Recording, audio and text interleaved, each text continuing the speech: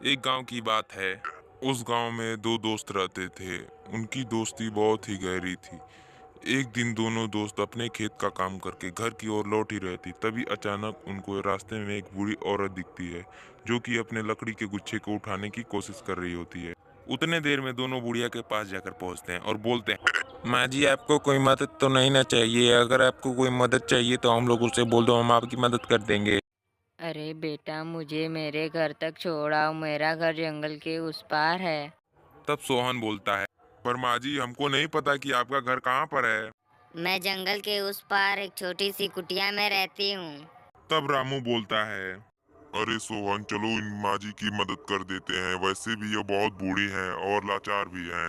अच्छा माँ जी, चलिए, मैं आपकी मदद करता हूँ। रामू, चलो।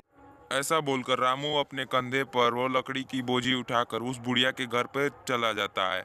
और उस बुढ़िया के घर के अंदर जाते ही अचानक अचानक से वो बुढ़िया चुड़ैल बन जाती है और सोहन को मार देती है। और जैसे ही रामू को मारने के लिए आगे बढ़ती है, रामू अपनी जान बचाकर भागने लगता है और वो गांव में जाता है और गांव में जाकर एक तांत्रिक को बुलाकर लाता है। तांत्रिक के पास जाकर वो अपनी पूरी बात को बताता है और तांत्रिक भी कहता है, मैं तुम्हारी पूरी बात को समझ चुका हूँ और मैं चलता हूँ तुम्हारे साथ उस चुड़ैल को खात्मा करने के लिए। जल्दी जल्दी मुझे उसका रास्ता दिखाओ।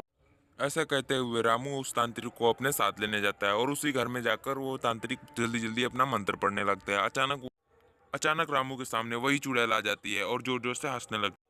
तांत्रिक के जोर जोर से मंत्र पढ़ने के कारण वहाँ चुड़ैल अपने आप को जला लेती है और जलाने के बाद वहीं पे तड़प तड़प के मरने लगती है। और ये देखकर रामू बहुत खुश होता है और अंत में चुड़ैल की मौत हो जाती है।